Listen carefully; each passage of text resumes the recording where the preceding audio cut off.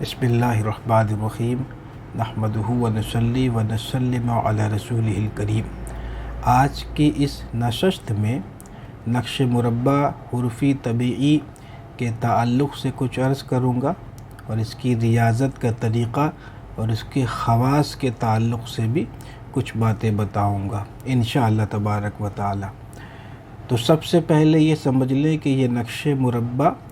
حروفی طبیعی میں نے اس کو نام دیا وہ اس لیے کہ اس میں بجائے اعداد کے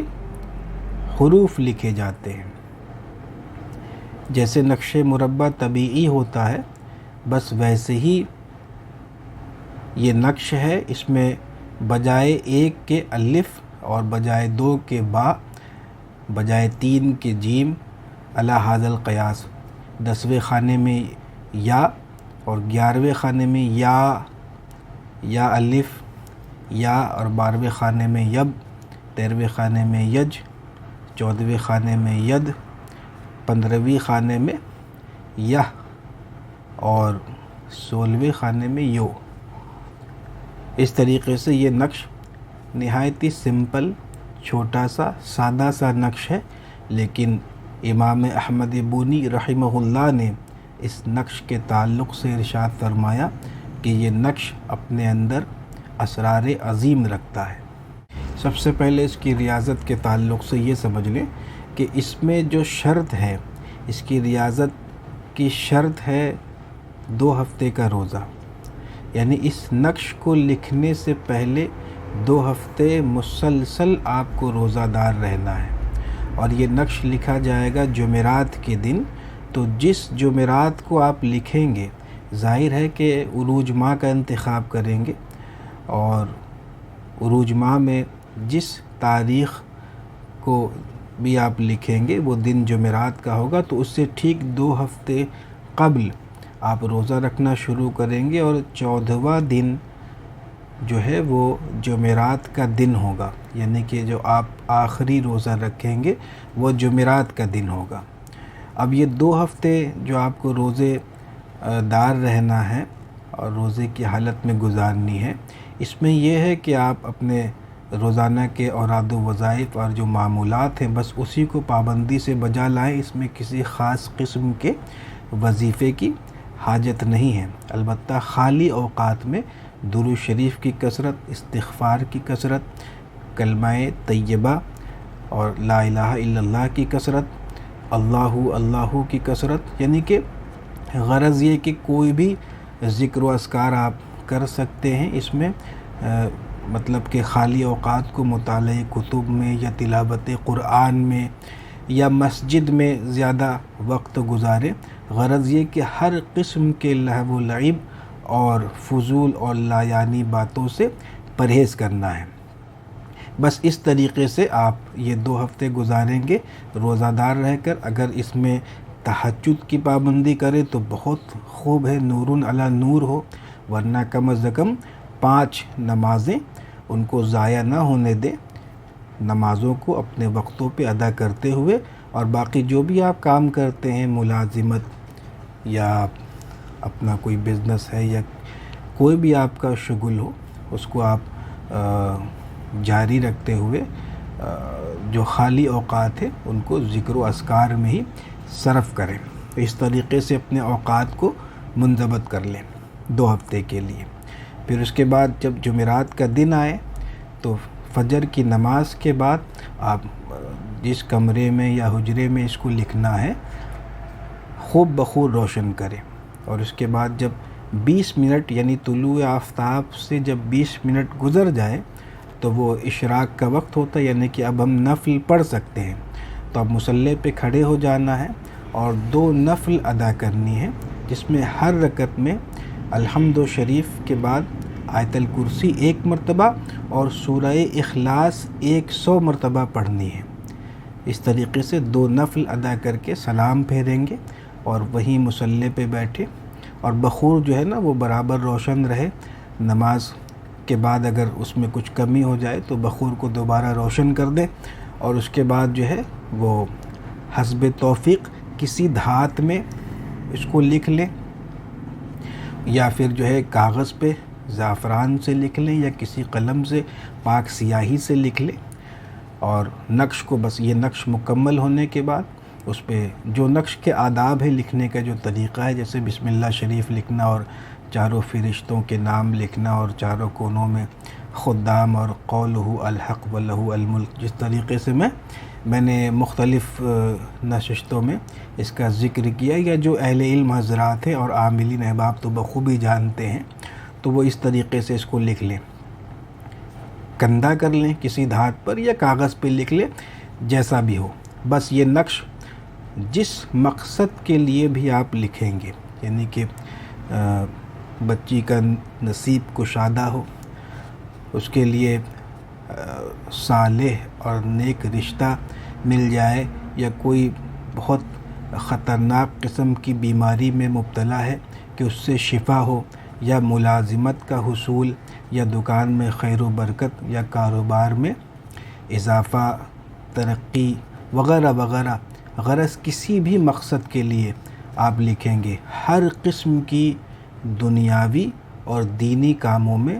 غیبی طور پر مدد ہوگی، جیسا کہ ہم نے بتایا کہ امام بونی رحمہ اللہ نے اس نقش کے تعلق سے فرمایا کہ یہ نقش اپنے اندر اسرار عظیم رکھتا ہے، تو اس اسرار عظیم کا ملاحظہ 2 ہفتے کی ریاضت جو روزے کی ہے اس پر منحصر ہے۔ تو جو صاحب اس کا شوق رکھتے ہیں، یعنی کہ یہ ہمت یا ان کو یہ شوق ہے اس طریقے سے، تو وہ اس طریقے سے ریاضت کر کے بس یہ نقش ایک ہی دفعہ لکھنا ہے، وہ لکھ کر کے اپنے پاس رکھ لیں ہمیشہ۔ اور اس کے علاوہ بہت سارے لوگ ایسے ہیں جو اس طریقے سے 2 ہفتے مسلسل عام دنوں میں روزہ رکھنا ان کے لیے پاسبل نہیں ہے، لہٰذا ہر کوئی جو کسی خاص مقصد کے لیے لکھنا چاہیں تو وہ صرف جمعرات کے دن روزہ رکھیں، اور اس دن بالکل اسی طریقے سے جیسا ہم نے بتایا اسی قاعدے سے اپنے مقصد کو ذہن میں رکھتے ہوئے اس کو لکھ کر اپنے پاس رکھیں، انشاءاللہ تبارک و تعالی غیب سے مدد ہوگی، اور جس مقصد کے لیے بھی آپ لکھیں گے اللہ تبارک و تعالی اس میں کامیابی عطا فرمائے گا۔ تو یہ آج کی اس نشست میں ہم نے نقش مربع حرفی طبیعی کے تعلق سے لکھا۔ یہ نقش جو ہے رد سحر کے لیے اور دفع آصب کے لیے بھی بہت لاجواب ہے، اور اس کو آپ دھات پہ یا کاغذ پہ یا ہرن کی جھلی یا اس کے چمڑے پہ، غرض کسی بھی چیز پہ لکھ سکتے ہیں۔ اللہ تبارک و تعالی ہم سب کو علم نافع اور خیر کثیر عطا فرمائیں، فقیر کو دعاؤں میں یاد رکھیں۔ السلام علیکم ورحمۃ اللہ۔ بسم اللہ الرحمن الرحیم، نحمدہ ونصلی ونسلم علی رسولہ الکریم۔ چراغ حصار و رد سحر کا تعارف۔ بعونہ تعالی یہ چراغ مفید ہے رد سحر، ہمہ اقسام و دفع بندش و حصار مکان کے لیے، ہر قسم کے علوی و سفلی سحر جادو کی کاٹ اور ہر طرح کی بندش کی توڑ کے لیے روشن کرتے ہیں، اور چراغ رد سحر کہ طاقتور موکلین سحری و جادوئی طلسمات کو باذن اللہ باطل کر دیتے ہیں، خواہ وہ قبرستان میں دفن ہو یا شمشان میں گڑا ہو۔ شیاطین جو سحر کے ذریعے مسلط کرائے جاتے ہیں، ان سب کا صفایا اس بابرکت چراغ کے موکلین کے ذریعے سے ہو جاتا ہے۔ یہ چراغ جس مکان میں روشن ہوگا وہاں کسی قسم کا سحر اور اثر باقی نہیں رہ سکتا۔ ایک ایک شیطان کو جو جادو کرنے والے بھیجتے ہیں مکان سے کھدیڑ دیا جاتا ہے، اور چراغ کے مسلسل روشن ہونے کی وجہ سے موکلین ارضی و سماوی کا ایک روحانی حصار اس مکان یا مریض کے گرد قائم ہو جاتا ہے، جو کسی بھی قسم کے سحری شیاطین کو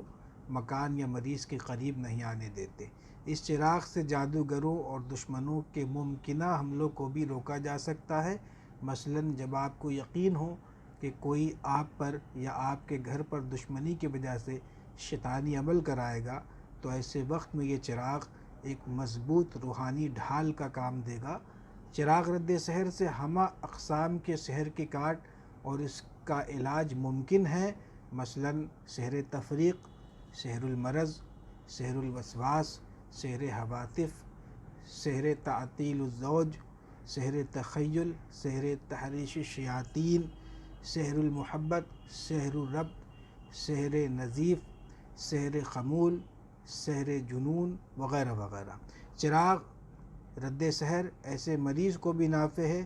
جس پر کسی عمل کی رجت ہوئی ہے اور وہ اس کی وجہ سے مختلف قسم کی بیماریوں اور پریشانیوں کا شکار ہے، اور اس چراغ سے ایسے مریضوں کا علاج بھی ممکن ہو جاتا ہے جن کو علاج کے طور پر تعویذ وغیرہ پہنانا